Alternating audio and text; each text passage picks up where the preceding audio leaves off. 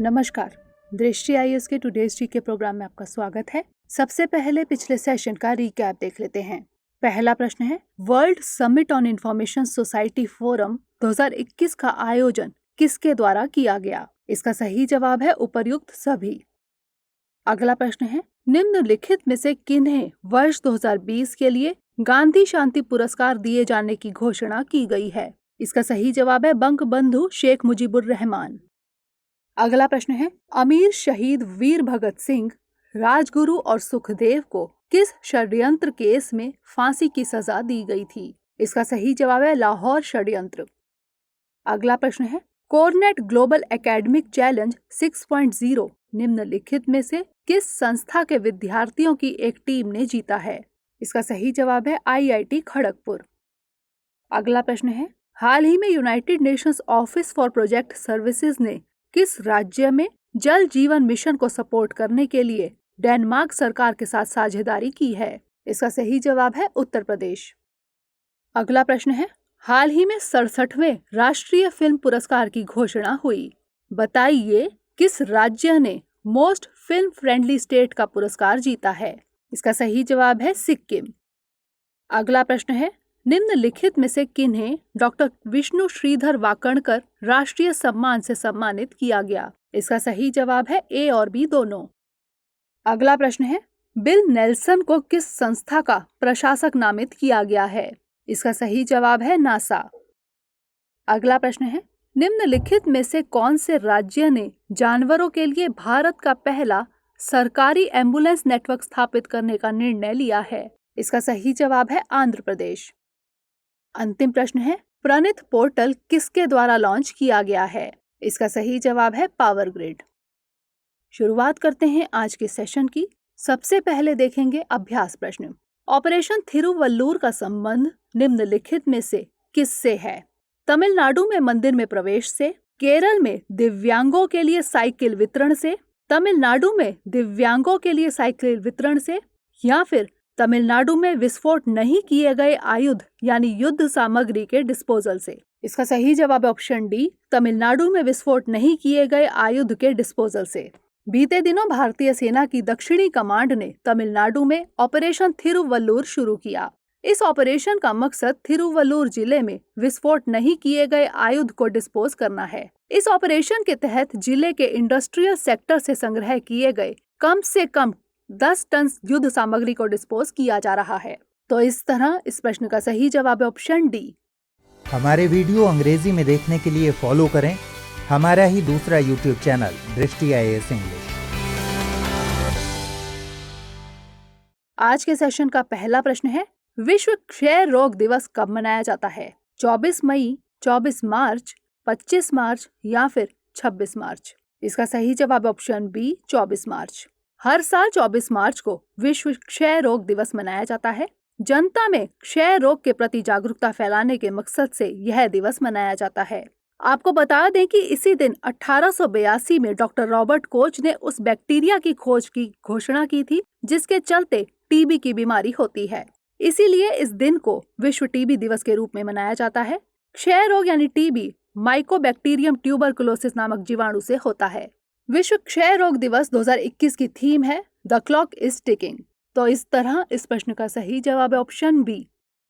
अगला प्रश्न है, हाल ही में कैबिनेट ने संघ लोक सेवा आयोग यानी यूपीएससी और स्वतंत्र प्रशासनिक सुधार और सिविल सेवा आयोग यानी IARCSC के बीच समझौता ज्ञापन पर हस्ताक्षर करने को मंजूरी दे दी है। बताइए IARCSC किस देश की सिविल सर्विस भर्ती एजेंसी है? ईरान, अमेरिका, अफगानिस्तान या फिर इजराइल? इसका सही जवाब ऑप्शन सी अफगानिस्तान।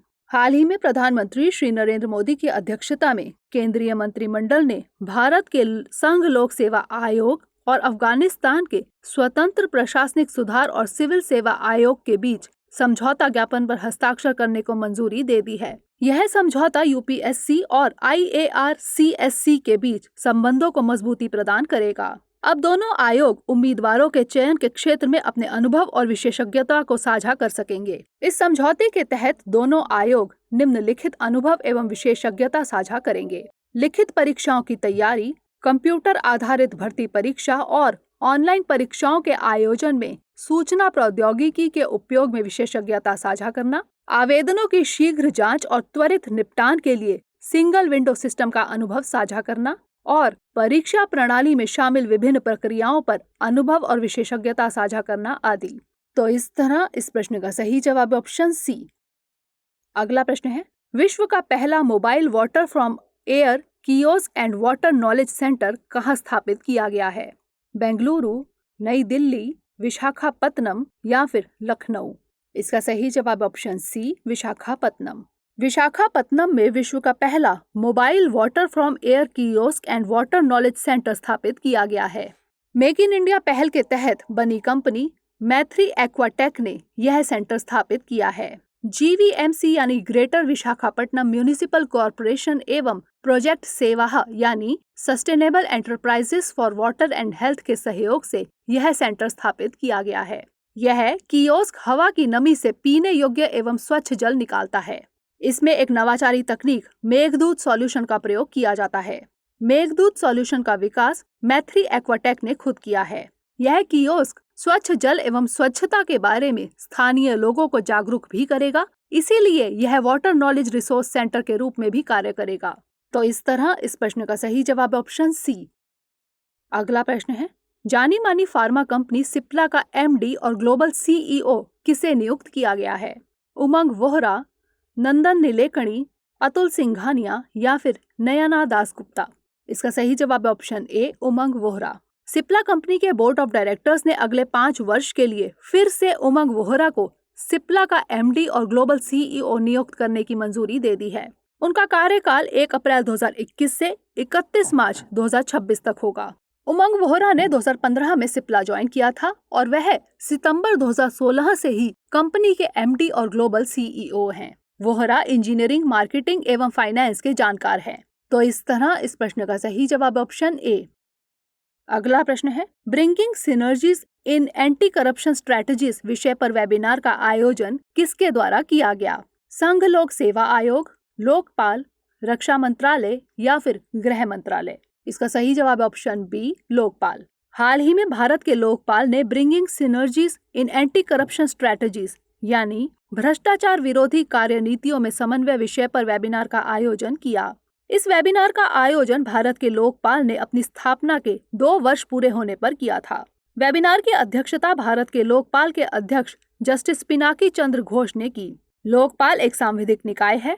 इसकी स्थापना लोकपाल एवं लोकायुक्त अधिनियम 2013 के तहत 23 मार्च 2019 को की गई थी। यह प्रधानमंत्री अपवाद के रूप में कुछ मामलों को छोड़कर केंद्रीय मंत्रियों, सांसदों, ग्रुप A, B, C एवं D के अधिकारियों एवं केंद्र सरकार के अधिकारियों पर लगे भ्रष्टाचार के आरोपों की जांच कर सकता है। तो इस तरह इस प्रश्न का सही जवाब ऑप्शन बी। अगला प्रश्न है, हाल ही में किस राज्य में मेरी सुरक्षा मेरा मास्क अभियान लॉन्च किया गया है? बिहार, उत्तराखंड, मध्य प्रदेश या फिर उत्तर प्रदेश? इसका सही जवाब ऑप्शन सी, मध्य प्रदेश। हाल ही में मध्य प्रदेश में मेरी सुरक्षा मेरा मास्क अभियान लॉन्च किया गया। राज्य में बढ़ते कोरोना के मामले देखते हुए राज्य सरकार ने यह अभियान लॉन्च किया है। यह एक जागरूकता अभियान है। आपको बता दें कि राज्य के मुख्यमंत्री श्री शिवराज सिंह चौहान ने लोगों से परिवार के स्तर पर ही होली मनाने का निवेदन किया है। इसके लिए उन्होंने मेरी होली मेरे घर का नारा भी दिया है। तो इस तरह इस प्रश्न का सही जवाब ऑप्शन सी। अगला प्रश्न है, उत्तर प्रदेश में बनाना फेस्टिवल का आयोजन कहाँ किया जा रहा है? कानपुर, कुशीनगर, लखनऊ या फिर वाराणसी? इसका सही जवाब ऑप्शन बी, कुशीनगर। उत्तर प्रदेश सरकार कुशीनगर में बनाना फेस्टिवल आयोजित कर रही है। यह फेस्टिवल 22 मार्च से शुरू हो गया है जो 25 मार्च तक चलेगा। बनाना वेफर्स, चिप्स, अचार एवं बनाना फाइबर से बने कपड़े, चप्पल, दरी एवं अन्य सजावट के सामान इस मेला की शोभा बढ़ा रहे हैं। आपको बता दें कि कुशीनगर जिला केले की खेती के लिए काफी प्रसिद्ध है। कुशीनगर जिले में केले की खेती को देखते हुए जिले में बनाना फाइबर से चुने उत्पादों को ODOP यानी 1 डिस्ट्रिक्ट 1 प्रोडक्ट योजना के तहत चुना गया है। तो इस तरह इस प्रश्न का सही जवाब ऑप्शन बी। खबरों में रहे लचित बोरफुकन किस वंश के शासन के दौरान जनरल थे?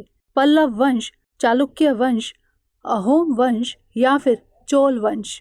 इसका सही जवाब है ऑप्शन सी, अहोम वंश। असम चुनाव के बीच इन दिनों लचित बोरफुकन काफी चर्चा में हैं। दरअसल प्रधानमंत्री श्री नरेंद्र मोदी ने एक रैली एवं समारोह में बोलते हुए लचित बोरफुकन को स्वतंत्रता सेनानी एवं भारत का वीर सपूत बताया। आपको बता दें कि लचित बोरफुकन को असम के महान मिलिट्री हीरो के रूप में याद किया जाता है। वह 17वीं शताब्दी में अहोम वंश के शासन के दौरान जनरल थे। खासकर उन्हें सराय घाट के युद्ध यानी बैटल ऑफ सराय घाट के लिए याद किया जाता है, जिसमें उन्होंने मुगलों को हराया था। गौरतलब है कि 1930 के दशक से ही 24 नवंबर को उनकी जयंती यानी लचित दिवस के रूप में मनाया जाता है। वर्तमान में ऊपरी असम में रहने वाले ताई अहोम एथनिक कम्युनिटी को अहोम वंश का वंशज माना जाता है। ये असमिया उपराष्ट्रवाद का प्रतिनिधित्व करते हैं। तो इस तरह इस प्रश्न का सही जवाब है ऑप्शन सी।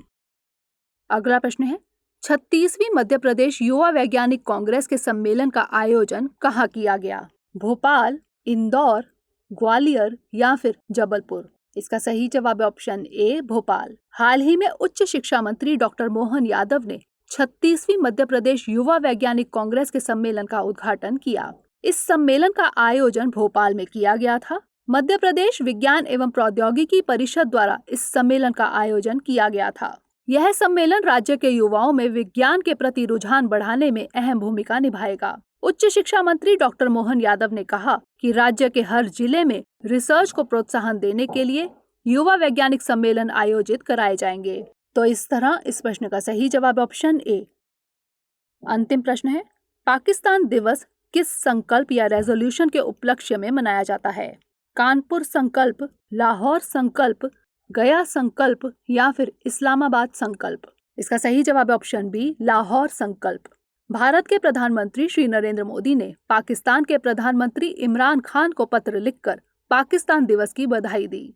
हर साल 23 मार्च को लाहौर संकल्प के उपलक्ष्य में पाकिस्तान दिवस मनाया जाता है। लाहौर संकल्प 23 मार्च 1940 को पारित हुआ था। इस संकल्प को स्वतंत्र मुस्लिम राष्ट्र के लिए मुस्लिम संघर्ष में एक मील का पत्थर माना जाता है। आपको बता दें कि लाहौर संकल्प को पाकिस्तान संकल्प भी कहा जाता है। तो इस तरह इस प्रश्न का सही जवाब है ऑप्शन बी। अब बारी है आज के अभ्यास प्रश्न की। निम्नलिखित में से भारत के किस पैरामिलिट्री फोर्स की स्थापना कछार लेवी के नाम से की गई थी? असम राइफल्स, BAF, CISF या फिर CPRF? इसका उत्तर हमें कमेंट सेक्शन में जरूर भेजिएगा। अगले सेशन में नए प्रश्नों के साथ मिलेंगे। तब तक के लिए पढ़ते रहिए एंड स्टे मोटिवेटेड।